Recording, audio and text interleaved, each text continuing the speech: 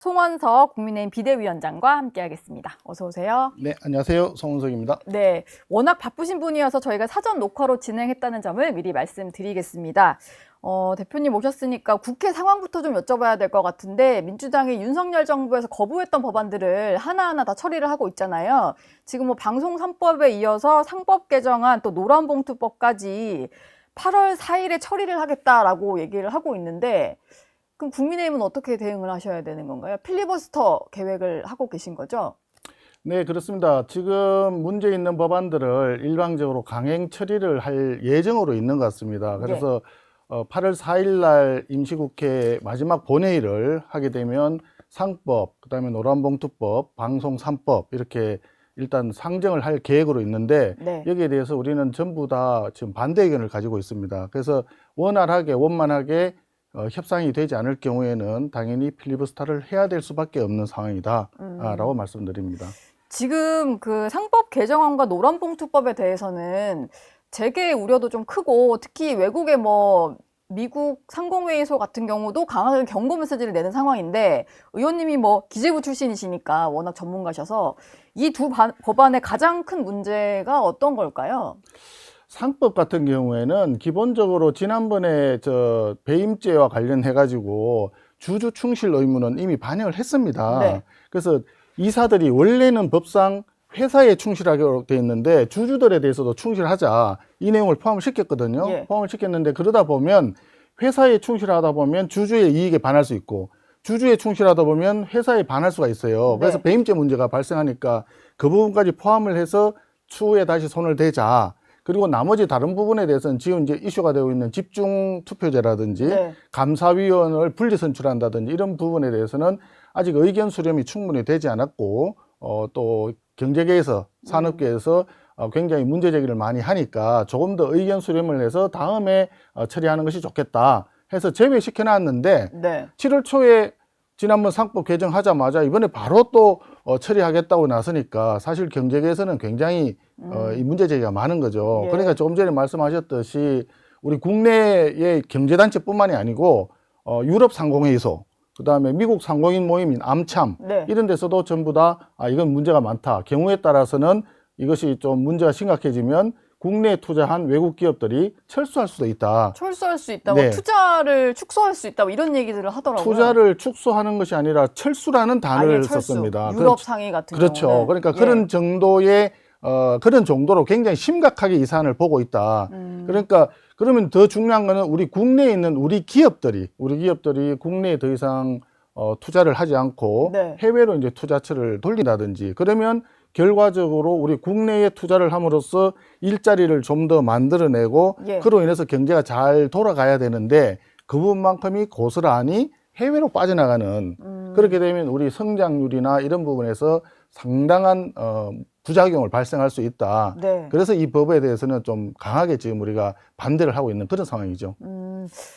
일단 근데 국민의힘이 필리버스터 하시더라도 법안 최종 통과를 저지하시긴 좀 힘들 것 같아서. 그 국회 내에 예. 이제 숫자로만 생각하면 저희들이 필리버스터를 하더라도 이걸 막을 수는 없죠. 네. 그러나 세상 일이라고 하는 것이 단순히 숫자만으로 결론이 나는 것은 아니고 이 과정에 정말 피해를 입을 수밖에 없는 기업들. 네. 그러면 그 기업들이 피해를 입게 되면 결과적으로 그 회사의 경영진뿐만이 아니라 고용되어 있는 근로자들도 문제가 생길 수 있고 그러면 그 근로자들과 가족들 그리고 그 관련되어 있는 업체들 네. 소위 이제 하청업체라고 보통 얘기하잖아요. 협력업체들이 굉장히 많이 있는데 거기까지 전체적으로 문제가 발생을 할 수가 있는 겁니다.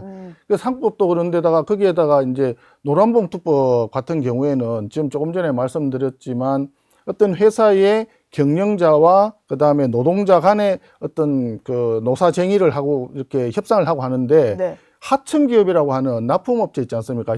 협력기업의 노사 간의 문제까지도 원래 그 원청기업이 책임을 지도록 하면 예. 그러면 이것은 사실상 무한 책임을 지게 되는 결과가 되죠. 네. 그래서 그런 부분들에 대해서는 노조법 2조와 3조에서 이제 개정을 하게 되는데 그렇게 되면은 실질적으로 대기업 우리 일반적으로 얘기하는 국내 대기업의 경우에는 모든 그 납품업체, 네. 협력업체들의 노조들과 직접 교섭을 해야 되는 상황이 될 수가 있죠.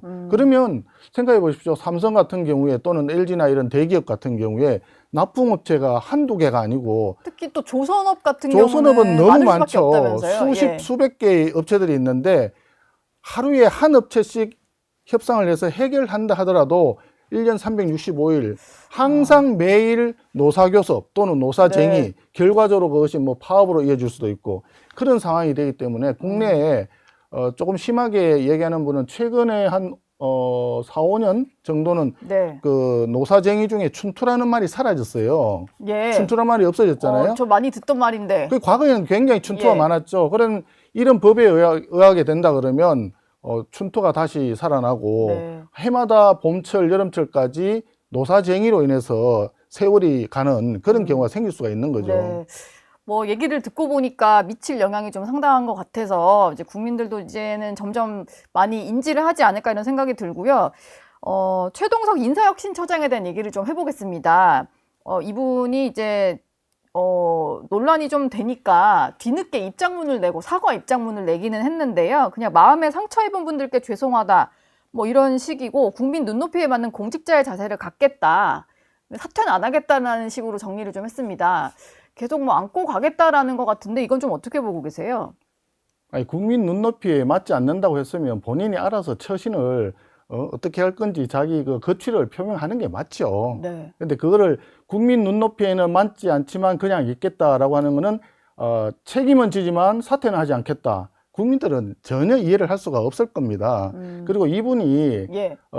그젠가요? 그 국무회의 석상에서 네. 대통령 있는 앞에서 자기가 본인이 발언을 했는데 대통령이 직접 이렇게 제지하는 모습이 생중계가 되지 않았습니까? 그렇죠. 예, 그런 정도로 이분은 조금 그 문제가 조금 생각보다는 심한 거 아니냐 네. 이런 국민적인 의구심이 지금 일어나고 있습니다. 예. 예, 그래서 본인이 알아서 빨리 거취를 표명하는 게 맞다라는 생각이 듭니다. 그 민주당에서도 당장 박범계 의원 같은 경우에 대통령의 부담이 될 수 있다라고 좀 쓴소리를 했더라고요. 근데 일단 대통령실에서 국무회의도 계속 참석을 시키고 입장문 낸 이후로도 침묵하는 걸 보면 좋지 않을 것 같은데. 지금 문제가 예. 심각한 게 과연 그러면 그 인사혁신처장이라고 하는 최동석, 우리는 아첨혁신처장이라고 부릅니다. 아첨혁신처장. 예, 워낙 아첨을 잘하기 때문에 네. 이재명 대통령을 뭐 10년, 20년을 해야 된다고 그러고 뭐 하늘이 낸 축복이라 했던가 희한한 얘기까지 했는데 네.